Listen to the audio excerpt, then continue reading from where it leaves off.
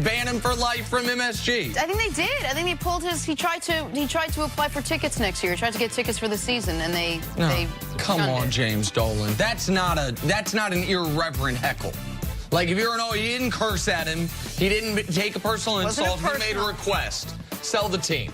That's what he asked. Well, when they kind of threw out Charles Oakley, who's a Knicks legend, they'll do that to Joe Fan without a problem. Absolutely. And if I own the Knicks and I happen to come, you keep your comments until I get past you and everything. All right? Like, if you want to keep doing this, I do happen to own the team, the building, and everything. I do appreciate the Fan coming out for a matinee on a Saturday. That's committed. That's committed to the game. Pep, our producer Pep, who's a Knicks fan, brings up an interesting point. If the next time they show James Dolan on the Jumbotron, if the whole arena starts chanting, sell the team, are they going to be playing stands up, kick them all out?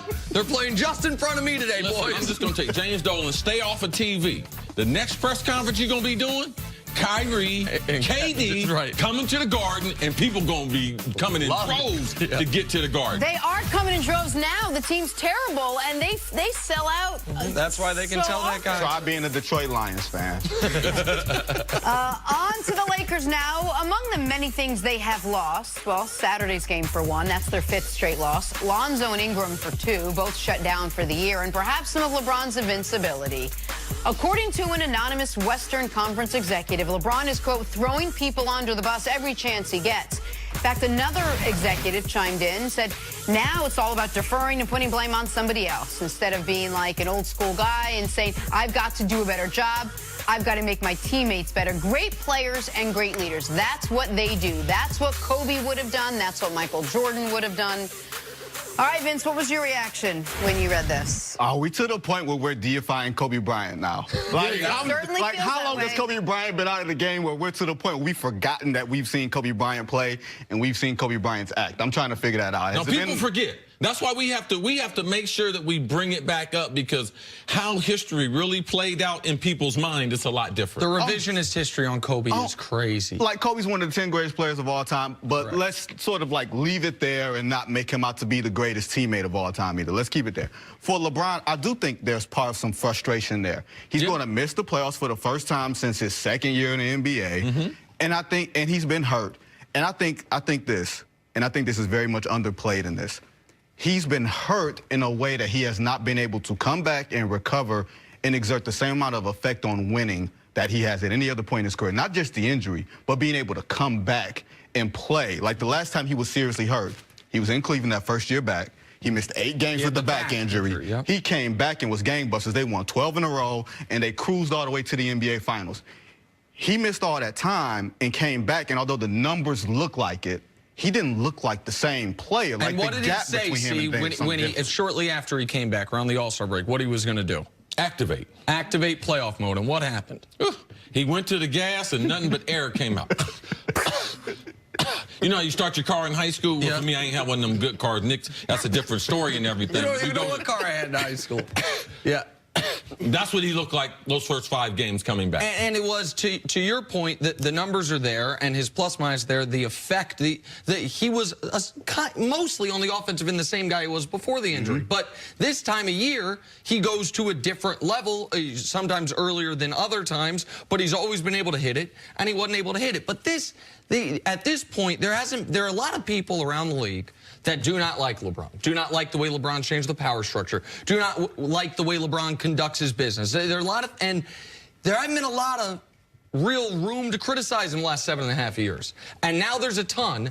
And instead of just focusing on what I think is totally fair criticism, his involvement in the recruitment of Anthony Davis, how that hurt the team. His involvement, as was reported more the last few weeks, in his selection of the players on the team. That's fair. His lack of, I think the one part there that's a little fair is the lack of accountability of, I need to play better, just even if that's not true, like just to take leadership. But this other stuff of, here's what Kobe would have done with these guys. Kobe would have been standing in a parking lot demanding they trade him. I watched him do that to Andrew Bynum. I watched him kill Smush Parker. Like, so we know that part of it. And the other part of it is the Lakers' problem this year is multifaceted, but the biggest one has been the injuries. And it is, and I mean, they're still coming. With Ingram now done for the year, with the concerning, the blood clot in his shoulder. That's serious. It's serious. That's serious. Lonzo being shut down for the year. They've got a lot of issues. The idea that LeBron wasn't enough of a rah-rah guy is near the bottom of the list in my eyes. Yeah, it's been a horrible year. It will be known as the lost year. And if they don't win a championship with LeBron being with the Lakers, it will start with this right here. How the first roster was put together, how LeBron got injured in the first year. Is he still the best player in the world? I don't think so, because he's not going to be in the playoffs. Can't be in, if you're not in the playoffs, can't be the best player in the world. And when you're LeBron James and you decide to, in free agency, because he didn't look at any other teams. He decided he was going to the Lakers long time ago. So when you decide to do that in your first year doesn't go well, he's going to get a lot of the blame. You know the reason why? How much faith do we have in Magic Johnson, Rob Pelinka? Not a whole bunch. Right. Everyone else on the roster is either young or an old veteran just trying to hang on. So LeBron James is right there for the picking to be able to get the blame. Because if they would have won, he would have gotten the credit. I'll say this. The turning point of this season actually happened, I believe, in New York, in Brooklyn, rather. They were here. They were 18-13. In the locker room before the game, LeBron talked to Dave McMenamin of ESPN and said, I'd love to play with Anthony Davis. That game, now the players didn't know anything about those comments. He sort of whispered it. We were all in the locker room just, you know, messing around. He said it, the story went up around halftime. They lost the game. In the locker room, it was a morgue. Like, the players were glued to their phones. It was super quiet. Like, contrary to what people believe, losing one game is losing one of 82. People don't care that much in December. But the spirit of that team drastically changed. A week later, it was Christmas. LeBron got hurt, and everything else went down from there. But that night, I was able to see the spirit of that team, the momentum that they had built. Those young guys felt like, oh, he's no longer with us. Because as great as Anthony Davis is, if they want him, it's going to cost them me. Right. Exactly. So much of this season is based around what's going to happen in free agency. How much do you think of how far this Laker team has dropped is going to affect who they can bring in?